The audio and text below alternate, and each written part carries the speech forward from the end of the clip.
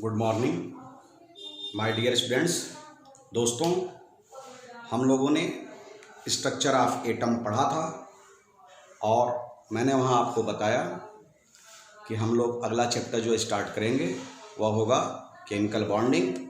तो दोस्तों, हम लोग बात कर रहे हैं यहाँ पे अब केमिकल बॉन्डिंग की। दोस्तों, जब हम बात करेंगे केमिकल बॉन्डिंग की दोस्तों, यह बहुत ही इम्पॉर्टेंट चैप्टर होता है केमिस्ट्री में, केमिस्ट्री ब्रांच में यह बहुत ही ज़्यादा इम्पॉर्टेंट है। दोस्तों, केमिकल बॉन्डिंग की जब बात करेंगे तो पहले यह जानेंगे कि केमिकल बॉन्डिंग होती क्या है। तो दोस्तों, chemical bonding is a force when two atoms applied to each other to form a bond as a stable molecule.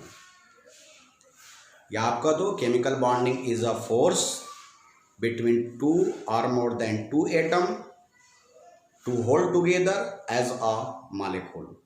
या आप इसको ऐसे कहो कि जब दो या दो से अधिक एटम आपस में जुड़ करके मॉलिक्यूल या कंपाउंड बनाते हैं तो उसके बीच का जो फोर्स होता है वह केमिकल बॉन्ड के द्वारा रिप्रेजेंट किया जाता है। तो दोस्तों, ये तो था केमिकल बॉन्डिंग। केमिकल बॉन्डिंग में बात आती है वैलेंसी और वैलेंस इलेक्ट्रॉन की, क्योंकि यहीं से केमिकल बॉन्डिंग स्टार्ट करते हैं दोस्तों। तो दोस्तों, बात जब हम कहें वैलेंसी की बात करते हैं दोस्तों, तो वैलेंसी क्या कहलाती है दोस्तों, जनरल वे में आप जान लो, valency is termed as chemical bond या bond taken by an atom in a molecule और कंपाउंड। मतलब एक एटम मॉलिक्यूल या कंपाउंड में जो बॉन्ड बनाते हैं, केमिकल बॉन्ड फॉर्म करते हैं किसी एटम के द्वारा, मॉलिक्यूल में केमिकल बॉन्ड जो फॉर्म होते हैं उसको आप वैलेंसी कहते हैं दोस्तों। फिर से बोल दूं, valency is termed as chemical bond formed by an atom in a molecule और कंपाउंड, इसमें भी वो करते हैं एटम के द्वारा। तो दोस्तों, ये वैलेंसी हो गई। अब बात करते हैं दोस्तों वैलेंस इलेक्ट्रॉन की बात करें। तो दोस्तों, आउटर मोस्ट सेल में जो इलेक्ट्रॉन होते हैं वह वैलेंस इलेक्ट्रॉन होते हैं। अब जैसे आपने कहा कि 11 Na है दोस्तों, 11 Na है तो यह होता है 281, तो इसका वैलेंस इलेक्ट्रॉन 1 हो गया। लेकिन दोस्तों, अगर सल्फर है 286 तो इसका वैलेंस इलेक्ट्रॉन दोस्तों 6 हो गया। तो ये तो इनकी वैलेंस इलेक्ट्रॉन की बात हो गई। अब अगला क्वेश्चन है दोस्तों, काज ऑफ केमिकल कॉम्बिनेशन की जरूरत क्यों पड़ती है दोस्तों। काज ऑफ केमिकल कॉम्बिनेशन की बात हो रही है दोस्तों। तो दोस्तों, केमिकल कॉम्बिनेशन की पहली जरूरत यह है स्टेबिलिटी प्राप्त करने के लिए। अब क्या है दोस्तों स्टेबिलिटी? कोई भी एटम दूसरे एटम के साथ जुड़ करके स्टेबिलिटी चाहता है, stability formation of stability directly stability प्राप्त करना चाहता है दोस्तों। स्टेबिलिटी प्राप्त करने के लिए उसको अपनी एनर्जी लॉस करनी होगी। मतलब दूसरी बात यह है कि डिक्रीज एनर्जी दोस्तों। तो जब एनर्जी डिक्रीज करेगा, एनर्जी लॉस करेगा तो वह स्टेबिलिटी पाएगा। तो स्टेबिलिटी भी कैसे चाहिए कि नो रिएक्टिविटी शो करे। स्टेबिलिटी तभी होगा जब उसकी रिएक्टिविटी कम होगी, मतलब नो रिएक्टिविटी और नो रिएक्टिविटी किसकी होती है? जनरली होती है, आप जो जानते हो, जनरली नहीं, ये होती ही है, नोबल गैस की होती है। डिक्रीज एनर्जी, और तीसरा होता है कि जब ये डिक्रीज एनर्जी होगी तो फॉर्मेशन ऑफ ऑक्टेट, आप इसको कह सकते हो। तो जब फॉर्मेशन ऑफ ऑक्टेट होगा, ऑक्टेट फॉर्म तब करेगा जब एनर्जी कम करेगा, लॉस करेगा और उससे स्टेबिलिटी आएगी दोस्तों। तो काज ऑफ केमिकल कॉम्बिनेशन होती है। अब काज ऑफ केमिकल कॉम्बिनेशन के बाद अगला पॉइंट जो आता है वह ऑक्टेट कंसेप्ट आता है कि ऑक्टेट रूल क्या है, क्योंकि हमने यहाँ पे लिखा है फॉर्मेशन ऑफ ऑक्टेट। तो दोस्तों ऑक्टेट कंसेप्ट के बारे में थोड़ा सा बात कर लिया जाए, फिर आगे चलते हैं। तो एक सेकेंड दोस्तों, इसको निकालने में थोड़ा वक्त लगता है, कोई बात नहीं, चलो हो गया। अब बात करते हैं जब formation of octet, formation of octet.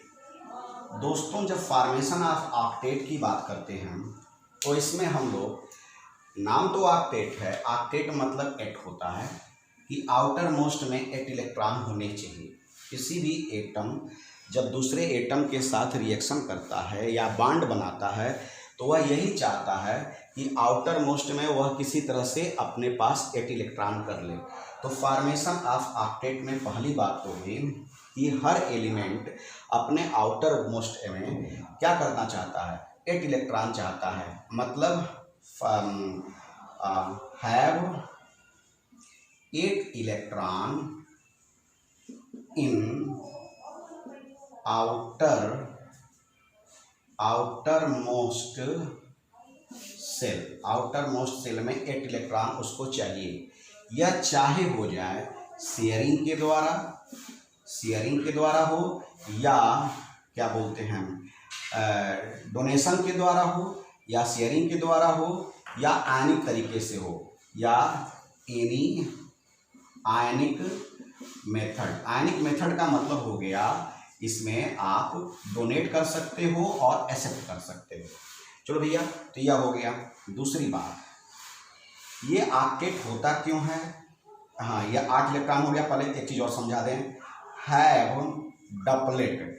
जो डपलेट होता है ये केवल हाइड्रोजन के केस में होता है। In case of hydrogen, in case of hydrogen, अगर हाइड्रोजन के केस में होता है तो यह डपलेट होता है। बाकी सारे एलिमेंट के लिए ऑक्टेट होता है। तो ऐसा क्यों होता है? ऐसा इसलिए होता है दोस्तों कि all of these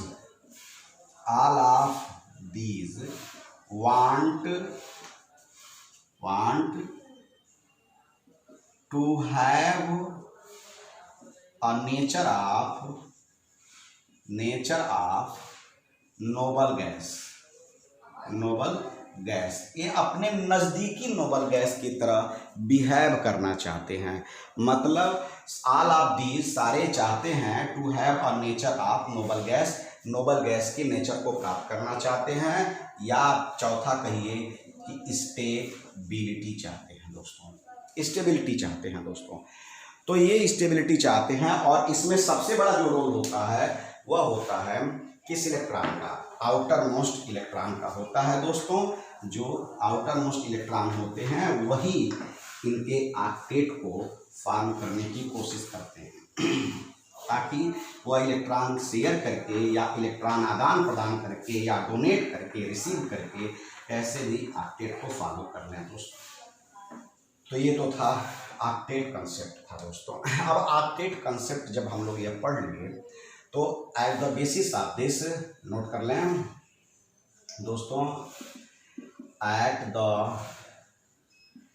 basis of octet rule, या कहिए डिमांड ऑफ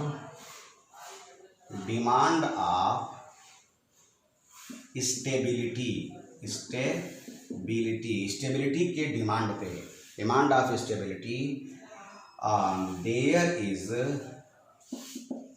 3 बॉन्ड। स्टेबिलिटी जो चाहिए इनको, स्टेबिलिटी के डिमांड 3 बॉन्ड्स फॉर्म्ड, जो हम लोग पढ़ते हैं।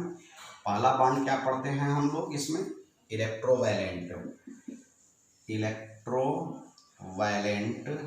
बॉन्ड। दूसरा क्या पढ़ते हैं दोस्तों? Covalent bond. और तीसरा जो हम लोग पढ़ते हैं दोस्तों, कोऑर्डिनेट बॉन्ड। अब हमको बात करनी है इलेक्ट्रोवैलेंट बॉन्ड की बात करनी है दोस्तों। यहाँ पे हम लोगों को आना है, इसे मिटा दिया जाए। आप अच्छे से पढ़ते रहो घर पे।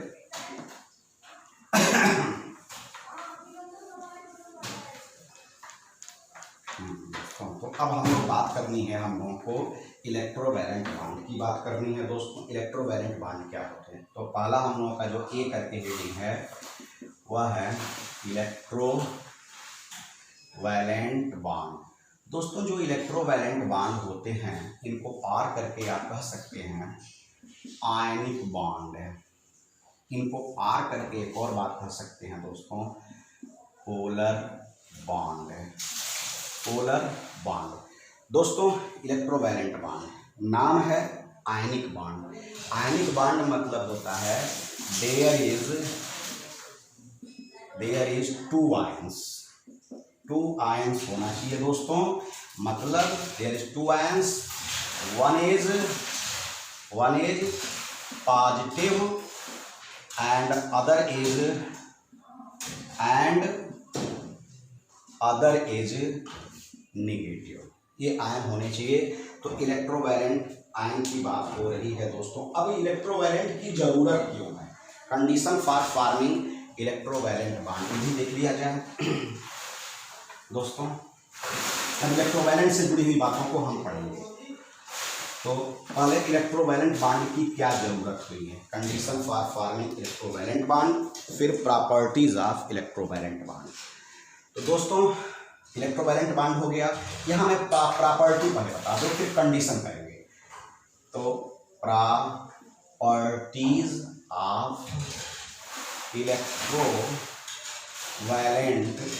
बॉन्ड। दोस्तों जब इलेक्ट्रोवैलेंट बॉन्ड की प्रॉपर्टीज की बात करेंगे, यह बॉन्ड चूंकि आयनिक बॉन्ड है तो made by ions.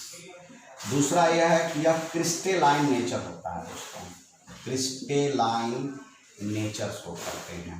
Ionic bond है तो स्ट्रांग बॉन्ड होते हैं, ये बॉन्ड स्ट्रांग बॉन्ड होते हैं। और जब स्ट्रांग बॉन्ड होंगे तो हाई मेल्टिंग पॉइंट और बॉइलिंग पॉइंट होगा, क्योंकि बॉन्ड को तोड़ने में आपको ज़्यादा एनर्जी लगानी पड़ेगी दोस्तों। जब high melting point boiling point होगा तो यह हार्ड भी होंगे एंड ब्रिटल भी होंगे। हार्ड एंड ब्रिटल भी होंगे दोस्तों। अब इनके पास हार्ड और ब्रिटल भी हो गए दोस्तों। यह आयनिक बॉन्ड है। और ये चीज़ जान लीजिएगा, आयनिक मतलब पोलर बॉन्ड। तो कोई भी जैसे यह बॉन्ड है तो यह सॉल्युबिलिटी इन वाटर, पहले बता दूं तो यह मतलब कि स्प्रैंगली पार्शियल या सलूबल इन वाटर है। सलूबल इन वाटर, बहुत ज़्यादा नहीं लेकिन पार्शियल स्प्रैंगली सलूबल इन वाटर होते हैं। क्योंकि एक चीज़ हमेशा याद रखिएगा, कोई भी पोलर सब्सटेंस होगा, पोलर सब्सटेंस दोस्तों पोलर सॉल्वेंट में सॉल्युबल होता है। पोलर सॉल्वेंट में क्या होता है? सॉल्युबल होता है दोस्तों, सॉल्युबल होता है। और जो नॉन पोलर सब्सटेंस होगा, अगर यह नॉन पोलर सब्सटेंस है दोस्तों, सब्सटेंस है, तो यह नॉन पोलर सॉल्वेंट में क्या होगा? सॉल्युबल होगा दोस्तों, सॉल्युबल होगा। ये हमेशा याद रखिएगा। तो यह आयनिक कंपाउंड हैं तो यह सॉल्युबिलिटी अपनी शो करते हैं वाटर में।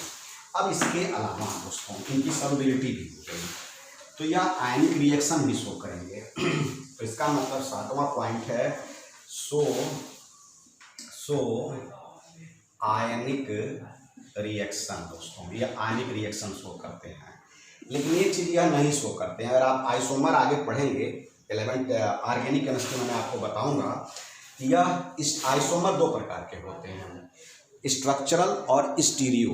तो ये जो आयनिक कंपाउंड हैं यह स्टीरियो आइसोमेरिज्म नहीं शो करते।